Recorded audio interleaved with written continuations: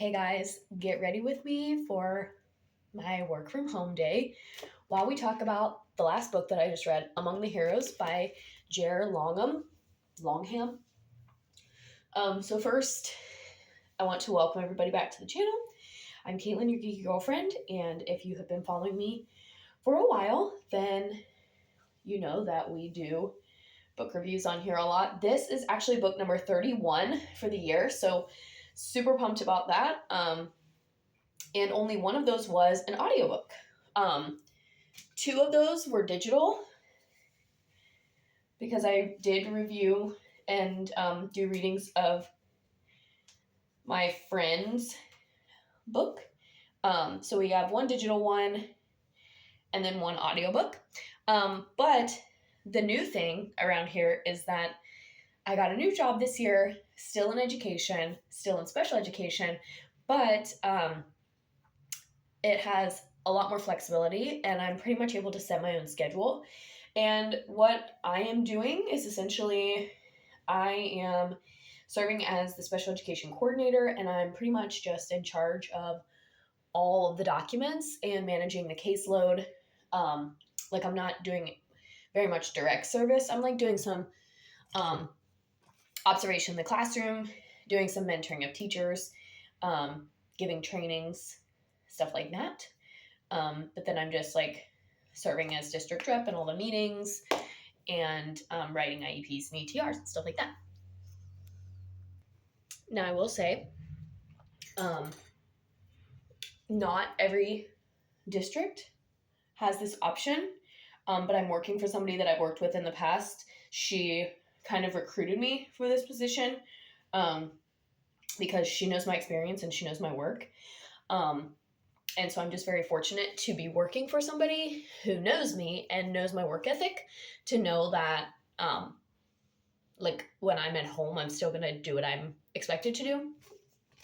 But as we finish getting ready, we're going to talk about this book. So this is, I don't know if you can see it because I'm not doing a very good job with the lighting.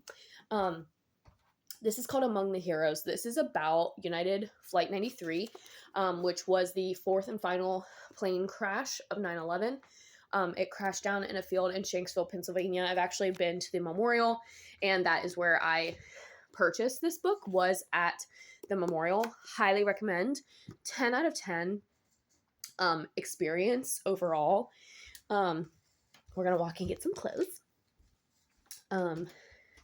It's a little chilly in our house right now, but I also have a meet tonight, so I'm just like doing something casual because I'm going to end up changing my clothes later. But anyway, 10 out of 10 would recommend the, like any and all of the 9/11 memorials. I've been fortunate enough to go to Ground Zero at the World Trade Center, see the fountain, and actually visit the 9/11 memorial there. And last year, visited the United 93 Memorial in Shanksville. And my parents have also done both. And I had a positive experience at both. I gave both of them a 10 out of 10. Like, I think it just definitely sheds some new light and some new perspective. But my parents actually liked the Shanksville one a little bit better. But there's just a lot of cool things at both. Like the United 93 Memorial has the Tower of Voices, which is beautiful. And then obviously Ground Zero has the fountain, but Ground Zero also has the fire truck and the staircase and a lot of things like that. Anyway, let's talk about the book. So I got the book at the memorial.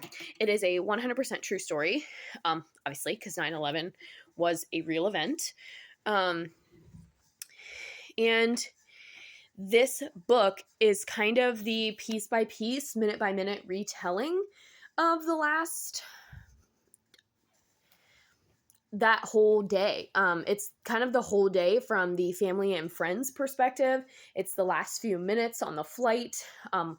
It's transcriptions of all of the phone calls that the passengers made from the airphones, from their cell phones. It is just like a narrative about who the people were as people. And the author does a really good job at kind of demonstrating that all of these people whatever you believe in, all of the people were chosen by some higher power for that flight, and the fate of that flight would have been drastically different had those 40 people, 38 people not been on United 93. There was a wildlife ranger in there was an ex-cop on there was an ex-military officer, there was a guy who had his pilot's license. I mean, it was just a lot of people with really bold, do not mess with me personalities, men and women, older men alike. The flight attendant, same thing. So it just went through like every single person who was on that flight and who they were as a person before they became infamous for this terrible event. And it humanized them a little bit more. Not that they weren't already humans, but it just kind of told a bigger picture of who they were. Brought it home a little bit more. Like, one of the girls went to Bowling Green. One person like played football at OSU. So a lot of like down home stuff. And it just really like brought it full picture to show how all of these people were relatable and how every single person in this country, on this planet, could relate to them in a different way other than just, oh, well, that wouldn't have been me, because you just never know. And especially after visiting the memorial, one of the big takeaways was, if that were me, what would I have done? There were people on that flight who were younger than me. There were people on that flight who were older than me. There were people on that flight who were my age. What would I have done? It just really makes you like think about that. And yeah, so from a rating perspective, I did give the book 4 stars. It's dense material. It's hard to read. So yeah, it just really put all of that into perspective. And like I said, obviously with it being a true story and with the subject matter of the material, right? I mean, we all know how this story ends. It was hard to take in large chunks, so it did take me almost a month to read it, because I would, like, especially in the beginning when I was just starting out, I could only read like 5 or 6 pages before I would doze off. So it was not something that I could read late at night. I had to like sit down in the middle of the afternoon, first thing when I woke up, type of a thing, because I just could not like digest it all at that time. In terms of like, set you guys right there. In terms of just, I mean, obviously, like I said, it's a nonfiction book and there's just a lot of information. And I would say the writing style threw me off a little bit. And that's another reason why I only gave it 5 stars. I think it would have been easier to digest and understand if he would have, like, he told it minute by minute throughout the day, but I feel like almost it would have been a little bit better if he would have done it like passenger by passenger instead of following the traditional like chapter book format. I feel like for me, a little bit of the,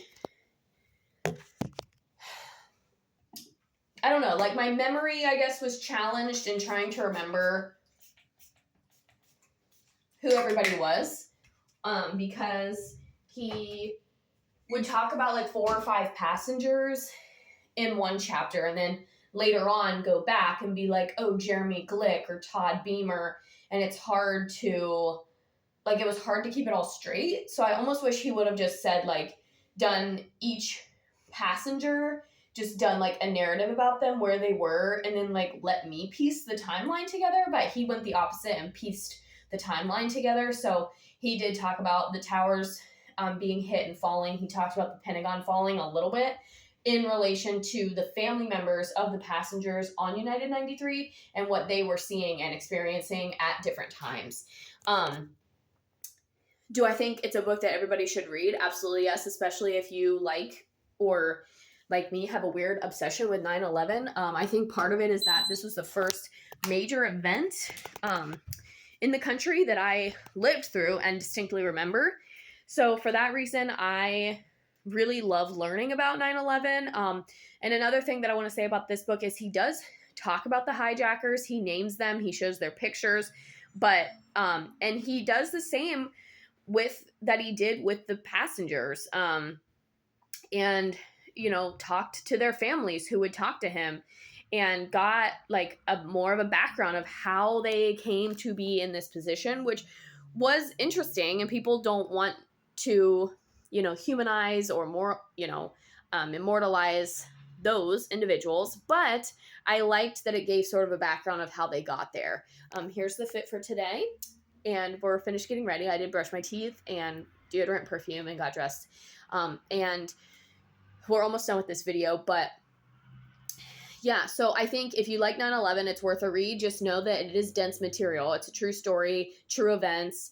And some of the things, especially after going to the memorial, are very, like, there were multiple times when I was like, like shaking my head, just feeling in my feelings about it. And part of that was because I had been to the memorial and I had heard the recording, the black box recording. I had heard CC Lyles' voicemail. I had heard Todd Beamer's voicemail. So, like, there are pieces of it that just reading the book you might not resonate with unless you've been to the memorial. So I do think that if you're visiting the 9/11 memorial, the United Flight 93 memorial in Shanksville, either go to the memorial and buy the book there, or read the book and then go visit the memorial, because after seeing the crash site live, after seeing the memorial, seeing the timelines, and now reading about it, I feel like I did learn something, but it just kind of clarified some pieces that were missing,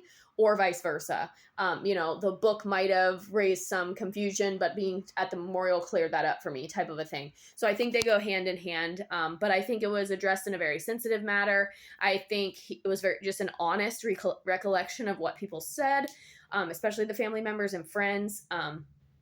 And yeah, definitely a piece to read for this time of year, as we remember all of those lives lost on September 11th, 2001. So definitely recommend. I gave it a 4 out of 5 because of the material and because it was very dense. Like, it was not a book that you can just fly through, but very informative, and definitely a book that I think a lot of people should read, especially if you're looking for more of an understanding about what happened on that day. And I do have a couple of other books on my TBR that I'll read next year about 9/11 as well. So this is just the first one. Again, I have a weird obsession with 9/11. Like, I watch documentaries every year, I watch movies every year, read books, blah, blah, blah, blah. So I think that's it for this video. As always, make sure you hit that red button and subscribe. Give me a thumbs up if you liked this one. And let me know if you have read it. Let me know if you've been to the memorials, and if you want to, and if you need any tips, comment below. Thanks, guys, and I'll see you next time.